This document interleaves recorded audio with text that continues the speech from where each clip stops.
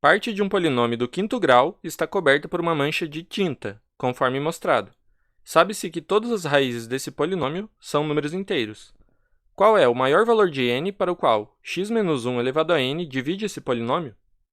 Então, o que é dado nessa questão é esse polinômio aqui, que é um polinômio de grau 5, onde ele te dá só o termo que tem grau 5, x à quinta, menos 11, x à quarta, e aí está apagado aqui os termos que tem x ao cubo, x ao quadrado e x. E tem o termo constante, menos 7. Aí a gente vai querer saber qual é o maior valor de n que eu posso colocar aqui, de modo que esse x menos 1 elevado a n divida esse polinômio de grau 5. Então, eu repeti aqui esse polinômio que ele deu, colocando um ax ao cubo, bx quadrado e 6x, na parte que a gente não conhece, que está manchada pela tinta. E agora a gente precisa saber uma coisa importante, que é a expansão do binômio de Newton, para a gente saber a cara desses polinômios da forma x menos 1 elevado a n. Por exemplo, como que é o x menos 1 elevado à quinta? Então, como que fica a fórmula do binômio de Newton para esse caso aqui? Nota que a gente quer expandir x mais menos 1, porque geralmente a fórmula aparece da forma x mais y elevado a n. Então, se a gente quer expandir o x menos 1, a gente pode colocar da forma x mais menos 1. E se a gente elevar isso daqui a n, como que é a expansão pelo binômio de Newton? Vai ser x, que é elevado a n, mais combinação de n, escolhe 1, aí vai diminuir a potência do x a n, vai ficar x a n menos 1, que multiplica o y, que o nosso y aqui é menos 1, então vezes menos 1 elevado a 1. Depois vai continuar, né? Vai somando aqui, onde o próximo termo, vamos escrever mais um termo aqui. Então, o próximo termo seria combinação mais combinação n2, x elevado, diminui o expoente em 1 de novo, fica x elevado a n menos 2, que multiplica menos 1 elevado ao quadrado, mais, e assim vai, até chegar no último termo, que vai ser combinação n escolhe n, que dá 1, né? Que multiplica, o x vai ficar elevado a zero, porque vai subtrair n no expoente, então fica x elevado a zero, que dá 1 também, que multiplica o y, que é menos 1 elevado a n. Então, o último termo aqui, como essa combinação de n escolhe n é 1, vai ficar apenas menos 1 elevado a n. Então, se você aplicar essa fórmula aqui, no caso n igual a 5, você obtém esse polinômio aqui de grau 5. E se a gente aplicar para o caso x menos 1 elevado a 4, quanto que vai dar? Eu não vou fazer termo a termo aqui, só vou dizer quanto que vai dar. Então, vai dar x elevado a quarta. Aí depois, quem que vai ser o coeficiente? Vai ficar menos 4, que multiplica x ao cubo. Então, vai alternando os sinais, né? Porque como tem sempre menos 1 elevado a uma certa potência multiplicando, vai alternando os sinais aqui. Então, fica menos 4, x elevado ao cubo, mais 6, x ao quadrado, menos 4x, e aí fica menos 1 elevado à quarta, né? Quando o n é 4, então fica mais 1. Então, essa é a expansão para o x menos 1 elevado à quarta. Então, se você sabe aqui essas expansões do x menos 1 elevado a um certo n, agora a gente quer responder a pergunta, né? Quando que esse polinômio aqui, que está apagado uma certa parte dele, vai ser múltiplo de um desses aqui? Então, a gente tem que pegar o nosso x menos 1 elevado a n e multiplicar por um certo polinômio, que é de x, e tem que dar igual ao polinômio que a gente começou lá, o x à quinta menos 11x à quarta e assim por diante. Então, qual que é o maior n que eu posso colocar aqui, de modo que eu consiga encontrar um q de x que multiplica e que dá o polinômio original? Isso significa dividir, né? O polinômio que foi dado é múltiplo desse x menos 1 elevado a n, ou seja, o x menos 1 elevado a n divide esse polinômio. Então, será que para o n igual a 5 é possível esse x menos 1 elevado à quinta dividir o polinômio original? Você vê que não, né? Porque esse x menos 1 à quinta também é um polinômio de grau 5, então você já tem dois polinômios do mesmo grau, e aí você teria que multiplicar aqui esse polinômio, x menos 1 à quinta, por um q de x, para dar o polinômio que a gente começou. Então, o que acontece aqui? Nota que a gente já tem um polinômio de grau 5, vai multiplicar por um q de x, e tem que dar outro polinômio de grau 5. Então, para isso ser possível, o único jeito é se esse polinômio aqui, o q de x, tivesse grau 0, ou seja, fosse constante. Por quê? Porque quando eu multiplico por outro polinômio, o grau dessa multiplicação é a soma dos graus. Então, por exemplo, se eu multiplicasse esse aqui de grau 5 por um polinômio de grau 1, o grau dessa multiplicação seria 6. E aí seria maior que o grau do polinômio que a gente começou lá. Então, não é possível. Então, o único jeito seria multiplicar por uma constante aqui. Teria que multiplicar por um certo k, onde k é uma constante, um número inteiro aqui. E aí você vê que é impossível, né? Porque esse k, quando eu multiplicasse aqui o coeficiente do x à quinta, que é 1, daria k vezes x à quinta. E para ser igual ao coeficiente do polinômio original, então o k teria que ser 1. E ao mesmo tempo, se você multiplicar pelo menos 1 aqui para ver o termo constante, ficaria menos k, que tem que ser igual a menos 7. Então o k teria que ser 7. Então por um lado o k teria que ser 7, por outro ele teria que ser 1. Então é impossível, né? Então esse cara aqui não divide, não vai ter como dividir aquele polinômio, de jeito nenhum. E para o x menos 1 elevado à quarta, será que é possível? Aí a gente tem que multiplicar por um certo q de x, de modo que dê o polinômio original. Então nota que agora a gente tem aqui um polinômio de grau 4, que multiplica o q de x. Então quer dizer que esse q de x tem que ter grau 1, porque quando eu multiplicar grau 1 com grau 4, vai dar somando grau 5. Então o nosso q de x teria que ser um polinômio de grau 1, que é de que forma? É um certo u vezes x mais v. Então a gente tem aqui o u, uma constante, né? Um número, multiplica x, e aí o v, uma outra constante, outro número. Então isso é um polinômio de grau 1. Então agora a gente tem que multiplicar esses dois polinômios aqui para ver se é possível encontrar u e v, de modo que quando multiplica, dá o polinômio original, né? E aí a gente sabe o quê? O que a gente sabe no polinômio original? A gente sabe o coeficiente de grau 5, o de grau 4 e o termo constante. Então é esses termos que a gente vai ter que olhar aqui. Então vamos ver aqui quem vão ser os termos que acompanham o grau 5, o grau 4 e o termo constante nessa multiplicação. Então, por exemplo, repara que vai aparecer x à quarta que multiplica o x. Então, x à quarta com o x vai dar u que multiplica x elevado à quinta. X à quarta multiplicado por x dá x à quinta, né? Aí depois tem o menos 4x ao cubo, que multiplica o x também. Então fica menos 4, que multiplica u, que multiplica x elevado à quarta. E depois eu vou ter esses termos aqui, né? O x quadrado com o x, que vai dar x ao cubo. E como a gente não sabe aqui quem é o coeficiente do x ao cubo, então não vai interessar pra gente. Vamos trabalhar só com esses termos aqui. Então quais outros termos dessa multiplicação vão ser relevantes? Vai ter outros termos também que acompanham o x à quarta, que, por exemplo, vem do v, que é uma constante, que multiplica x à quarta. Então, nessa multiplicação aparece também mais v, x elevado à quarta. E além disso, tem o termo constante. Quem que vai ser o termo constante? Vai ser esse 1 que multiplica v. Então, vai ser mais v. Então, nota que eu não estou fazendo a conta completa aqui, né? Estou pegando só os termos que a gente precisa, que são os que acompanham o x à quinta, o x à quarta e o termo constante. Então, a gente pode agrupar aqui, vai ficar u vezes x elevado à quinta. Aí tem o menos 4u mais v que multiplica x à quarta, né? Então, menos 4u mais v. Isso daqui multiplicado por x elevado à quarta. E mais v, termo constante. Então, se for verdade que essa multiplicação dá igual àquele polinômio que a gente começou, então a gente vai ter que ter, necessariamente, que o u é igual a 1, porque é o termo que acompanha o x à quinta.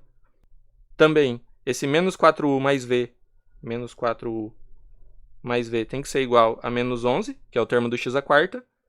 E o v tem que ser igual a menos 7, porque é o termo constante. Então, só igualei aqui. V é igual a menos 7. Esse aqui que acompanha o x à quarta tem que ser igual a menos 11. E o u tem que ser igual a 1. Então, na verdade, a gente já sabe que o u é igual a 1 e o v é menos 7. E aí, falta verificar se vale essa identidade aqui, que é o coeficiente do x à quarta. Então, menos 4u. Quanto que dá? Menos 4u mais v. Se o u é igual a 1 e o v é igual a menos 7. Então, fica menos 4 que multiplica 1 mais menos 7. Isso daqui dá menos 11. Então, isso daqui está fazendo sentido, né? Todas essas equações aqui são satisfeitas, são verdadeiras. Então, qual que é a conclusão dessa contarada aqui? É que se a gente pegar aqui o polinômio de grau 1, o x mais v, onde o u vai valer 1 e o v menos 7, então a gente vai multiplicar aqui por o x mais v, onde o u é 1, então é x, e o v é menos 7, então é x menos 7. Se a gente pegar aqui e multiplicar esse x menos 1 à quarta por x menos 7, a gente vai chegar num polinômio que tem exatamente essa cara. X à quinta menos 11x à quarta, menos 7 no termo constante, e mais um treco aqui, nesses termos do x ao cubo, x ao quadrado e x. E nota que aqui apareceu x menos 7, então esse polinômio aqui tem raiz x igual a 7, e esse outro pedaço aqui, que é do x menos 1 elevado à quarta, tem raiz 1 com multiplicidade 4, então está satisfazendo também que todas as raízes do polinômio são números inteiros. Portanto, a gente pode concluir que sim, o x menos 1 elevado à quarta divide esse polinômio aqui. E como a gente já viu que o x menos 1 à quinta não divide, então a resposta aqui vai ser a letra D, que o maior valor de n para o qual ele divide é o n igual a 4. A figura mostra um quadrado grande dividido em 4 quadrados menores e uma circunferência interna que tangencia o quadrado grande no ponto médio de um de seus lados. Quanto medem os lados do quadrado grande? Então, o que é dado nessa questão aqui? Ele te deu essa figura, que é um quadrado grande dividido em 4 quadrados menores. E além disso, essa circunferência aqui está tangenciando o quadrado bem no ponto médio. Então, aqui é o ponto médio do lado desse quadrado. E ele te deu dois segmentos aqui, um de 6 centímetros, que é do lado do quadrado até chegar na circunferência, e esse de 8, também saindo do outro lado do quadrado até chegar na circunferência. E aí a gente tem que descobrir qual é o lado aqui do quadrado grande. Então, como foi dividido aqui em 4 quadrados menores, nota que a gente pode chamar o lado aqui do quadrado menor de L. Então, também como foi dividido aqui em 4 quadrados iguais, a gente sabe que todos esses lados aqui menores vão ser L. E o lado do quadrado grande vai ser 2L, que é o que a gente quer descobrir. E aí tem uma ideia bacana aqui que a gente pode aplicar para resolver esse problema de forma meio rápida, que é usar o teorema das cordas, porque nota que essa circunferência que está aqui no interior do quadrado é cortada por duas cordas. Uma é essa daqui, passando aqui pelo centro, e a outra, esse pedaço aqui. E os únicos comprimentos que foram dados aqui, que são esse 6 e esse 8, estão relacionados com essas cordas, né? Porque estão sobre a mesma reta, sobre essas retas. E aí qual que vai ser a ideia? Eu vou querer escrever os pedaços aqui dessa corda em função a esse lado L do quadradinho, e aí aplicar o teorema das cordas. Como que é o teorema das cordas? O teorema diz o seguinte: se eu pegar aqui e considerar esse ponto P, que é da interseção das cordas, e olhar como ele divide elas, então digamos que para cima aqui do ponto P seja um certo comprimento A, e para baixo, do P para baixo, nessa parte amarela, seja um comprimento B. E aí para a esquerda do P seja um comprimento D, e para a direita seja um comprimento C. Então o que o teorema das cordas vai dizer? Vai dizer que o A vezes B é igual a C vezes D. Então eu tenho essa relação. Se eu pegar esse pedaço e multiplicar pelo comprimento desse, tem que dar igual ao comprimento desse que multiplica esse. E o que a gente é capaz de escrever aqui? A gente é capaz de escrever todos esses A, B, C e D em função do lado L desse quadradinho. Por quê? Porque a gente sabe que do lado do quadrado até a circunferência aqui é 6. E o lado do quadradinho é L. Então, esse A vai ser quanto? Vai ser exatamente L menos 6. Porque o lado total é L do quadradinho.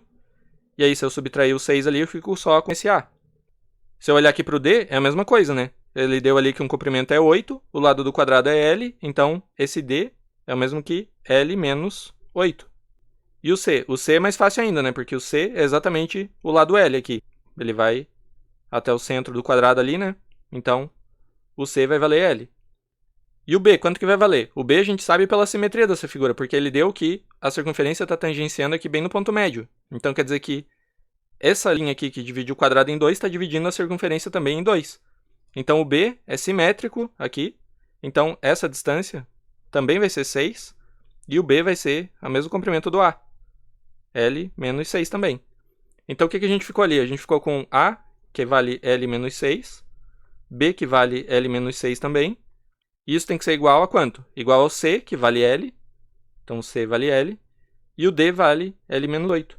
Então a gente tem uma equação aqui que envolve uma única incógnita, que é o L. E agora dá para resolver para L, né? Aqui ficou L menos 6 ao quadrado, então vai ficar L quadrado menos 12L mais 6 ao quadrado, 36. E do lado direito a gente vai ter L quadrado menos 8L. Aí cancela o L quadrado e tem 36 igual, passar o 12L aqui, menos 12L, para o lado de lá fica mais 12L. Com menos 8L vai ficar 4 que multiplica L. E aí lembra que a gente quer descobrir o 2L, né? Que é o lado do quadrado maior. Então, nem precisa dividir por 4 aqui para encontrar quem é L. Aí seria L igual a 9, né? Mas a gente pode dividir por 2 dos dois lados, vai ficar 18 igual a 2L. E 2L é exatamente o que a gente quer descobrir, que é o comprimento do quadrado maior. Então a resposta é a letra A. O 2L vale 18 centímetros. Qual é o máximo divisor comum de todos os números representados pela seguinte expressão: n ao cubo vezes n mais 1 ao cubo vezes n mais 2 ao cubo vezes n mais 3 ao cubo vezes n mais 4 ao cubo, em que n é um número inteiro positivo. Então nota o que a gente tem aqui nessa expressão. A gente pega 5 números consecutivos, o n, n mais 1, n mais 2, n mais 3, n mais 4, eleva cada um deles ao cubo e multiplica tudo isso. E aí esse n pode ser qualquer número positivo. Então, por exemplo, escrevi alguns exemplos aqui, né? Para o caso n ser igual a 1. Se a gente começar com n igual a 1, Então a gente vai pegar os 5 primeiros consecutivos aqui, elevar todos eles ao cubo e multiplicar. Se o n fosse 2, aí você começa do 2, vai até o 6, eleva cada um deles ao cubo e multiplica. E assim por diante, para n igual a 3, 4, daí vai ter o 5, 6. Então, qual que é a ideia fundamental que a gente vai precisar para resolver isso daqui? Para a gente saber quem são os divisores de um número desse tipo, e aí conseguir calcular o máximo divisor comum. A ideia fundamental é a seguinte: se você pegar dois números consecutivos quaisquer, n e n mais 1, então com certeza esse número é divisível por 2. É divisível por 2. Porque sempre que eu tenho dois números consecutivos, um deles vai ter que ser par, né? Ou o nosso n já é par, ou o n mais 1, se o n for ímpar, né? O n mais 1 é um sucessor dele, vai ser par. Então sempre que eu escrevo dois consecutivos multiplicando, isso é divisível por 2. E se eu tenho três números consecutivos multiplicando? Imagina que eu tenho n vezes n mais 1 vezes n mais 2, qualquer que seja o n aqui. Então, esse número, com certeza, é divisível por 3 agora. Esse aqui é divisível por 3. Por quê? Porque se eu tenho três números aqui, sempre entre três números consecutivos, um deles é múltiplo de 3. Pensa no seguinte, quando você tem os números escritos aqui, 1, 2, 3, 4, 5, 6, 7, 8, 9, os múltiplos de 3 estão espaçados aqui de 3 em 3, né? Então eu tenho 3, aí depois passa 2 que não são múltiplos de 3, o próximo, o 6, é múltiplo de 3. Aí passa 2 que não são, o 9 é múltiplo. Então sempre que eu pego 3 consecutivos, não tem jeito de um deles não ser múltiplo de 3. Pode ser 1, 2, 3, aí tenho 3. 2, 3, 4, tenho 3. 3, 4, 5, tenho 3. E aí quando vai sumir o 3 aqui, que seria no próximo, pegando 4, 5, 6, aparece o 6, que também é múltiplo. Então sempre que eu pegar 3, um deles é múltiplo. Você pode fazer aqui analisando os restos. Ou o seu n é múltiplo, ou ele tem resto 1 ou 2 na divisão por 3. E daí se ele tem resto 1 na divisão por 3, o n mais 2 tem resto 0. E se ele tem resto 2 na divisão por 3, o n mais 1 tem resto 0. Então sempre tem um múltiplo de 3 aqui. E aí essa ideia vai ser a mesma sempre. Se eu tenho 2, é divisível por 2. Se eu tenho 3 consecutivos, é divisível por 3. E também é divisível por 2, né? Porque não deixa de ter aqui o n vezes n mais 1, que a gente já sabe que é divisível por 2. E se eu tivesse 4 consecutivos ao invés de 3? Multiplica aqui por n, n mais 1, n mais 2, n mais 3. Então, se eu tiver 4 consecutivos, isso é divisível por 4. Pela mesma ideia anterior, basta você analisar o resto aqui. O resto na divisão por 4 pode ser de 0 até 3. Tem 4 possibilidades. E daí sempre que você... ou o seu n é múltiplo de 4, ou algum desses outros 3 aqui vai ter que ser. Não tem outra escolha. Então, a gente vai usar isso nesse exemplo, nesse exercício aqui. A gente tem 5 consecutivos, né? Porque a gente multiplica do n até o n mais 4, e depois eleva ao cubo. Então, o que vai acontecer com esse número?